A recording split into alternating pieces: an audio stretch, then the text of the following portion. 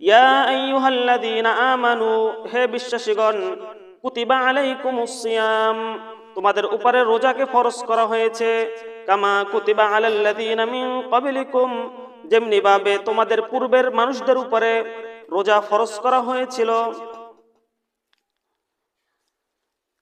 আইয়ামাম মা'দুদাত, নির্দিষ্ট কয়েকদিনের জন্য রোজা। ফামান কানা মিনকুম মারিদান আও আলা সাফারিন, তোমাদের মধ্যে যদি কোনো ব্যক্তি অসুস্থ থাকে, ফামান কানা মিনকুম মারিদান আও আলা সাফারিন, অথবা সফরে থাকে, ফাইদ্দাতুম মিন আইয়ামিন উখর, সে যেন অন্য দিনে রোজা রেখে নেয়। ওয়া আলাল্লাযীনা ইউতীকুনাহু ফিদিয়াতুন তুআমু মিসকিন, ওয়া আলাল্লাযীনা ইউতীকুনাহু, যদি কোনো ব্যক্তি রোজা রাখতে অক্ষম হয়, রোজা রাখার সামর্থ্য না রাখে, ফিদিয়াতুন তুআমু মিসকিন, সে অসহায় গরিবদেরকে প্রত্যেক রোজার বিনিময়ে এক একদিন করে খাদ্য দান করবে। তো এখানে কথা হলো, প্রথম অবস্থায় মানে ইসলামের প্রথম অবস্থায় মানুষ কি করত, ওই রমাদান আসলে রোজা রাখতো না। তো যাদের একটু হালকা কষ্ট হইতো তারা রোজা না রেখে এক একজন মিসকিনকে খাবার দিয়ে দিত। এই যে আল্লাহ তাআলা বলছেন খাবার দিতে।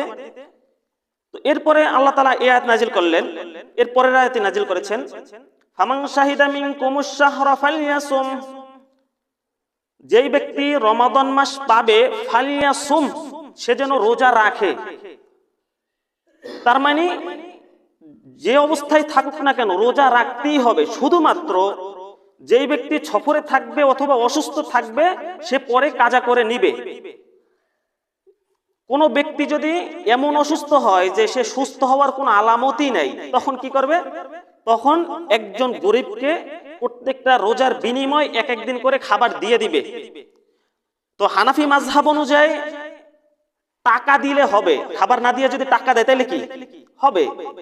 কিন্তু শাফি, হাম্বলি, মালিকি অন্যান্য ইমামদের মতে টাকা দিলে হবে না। আল্লাহ তাআলা বলছেন ফিদিয়াতু তুআমু মিসকিন, একদিনের খাবার দিতে হবে মিসকিনকে। তো খাবারই দিতে হবে। আপনি যদি তাকে টাকা দিয়ে দেন ও তো সিগারেট কিনে খাবে, তাই না? অথবা বাসায় জামা কাপড় কিনে নিল, আল্লাহ তাআলা বলছেন খাদ্য দিতে। ও কিনলো কি? জুতা ছিঁড়ে গেছে, জুতা কিনে নিয়ে যাবে, তাই না? এর জন্য টাকা চলবে না, এ কথাই চূড়ান্ত। খাবারই দিতে হবে। যদি কোনো ব্যক্তি অসুস্থ হয়, সুস্থ হবার কোনো আশা নেই, ওই ব্যক্তি এক একজন মিসকিনকে প্রত্যেকটা রোজার বিনিময়ে এক একটা করে কি দিবে, মানে এক একদিন করে খাবার দিয়ে দিবে। ব্যাস।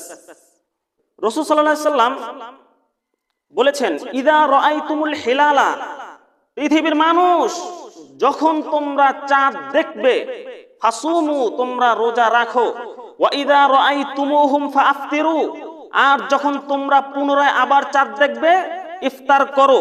ফাইন গামা আলাইকুম, যদি আকাশে মেঘাচ্ছন্ন থাকে, চাঁদ দেখা না যায়, ফাসুমু সালাসিনা, তখন তোমরা 30টা রোজা কি করো? সম্পূর্ণ করো। এখানে আর ক্যালেন্ডার চলবে না, তাই না? এই যে আমরা এখন বলতে পারতেছি না রোজা 29 মানে কোন দিন শুরু হবে, এটা চাঁদ দেখে বলা যাবে। আবার যখন চাঁদ দেখবো আলহামদুলিল্লাহ, আর যদি চাঁদ না দেখা যায় তাহলে কি করতে হবে? 30টা পুরো করতে হবে। পৃথিবীর মানুষ, সামনে আসছে রমাদান মাস, এ মাসে ইবাদত করার মাস।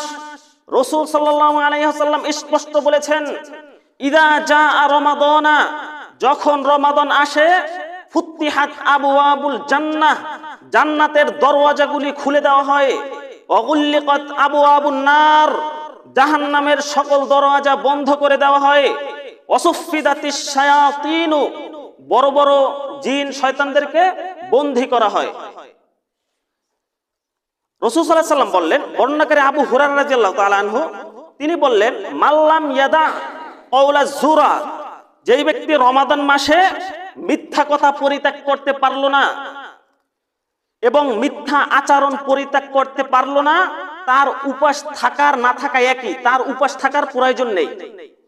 বুঝছেন তো? রোজা কাকে বলে, সিয়াম কাকে বলে? সামনে আসছে রমাদান মাস, এটা হলো সিয়াম পালন করতে হবে, রোজা নয়, সিয়াম। রোজা বলা হয় উপবাস থাকা, উপবাস না খেয়ে থাকার নাম হচ্ছে রোজা। একজন সাধারণ ব্যক্তি রোজা রাখতে পারে, সিয়াম রাখতে পারে না। একজন গাঁজাখোর সে সিয়াম রাখতে পারে না, রোজা রাখতে পারে। একজন মিথ্যাবাদী সে কোনোদিন সিয়াম পালন করতে পারে না, সে রোজা থাকতে পারে। একজন সুদখোর সিয়াম পালন করতে পারে না, রোজা থাকতে পারে। না খেয়ে উপবাস থাকার নাম হচ্ছে রোজা। সিয়াম বলা হয় অনর্থক কথা ও কর্ম থেকে বিরত থাকার নাম। অনর্থক কথা ও কর্ম থেকে, খানা পিনা সমস্ত কিছু পরিত্যাগ করার নাম হচ্ছে সিয়াম। মিথ্যা বলে কি রোজা রাখা যায়? আল্লাহ নবী কি বললেন?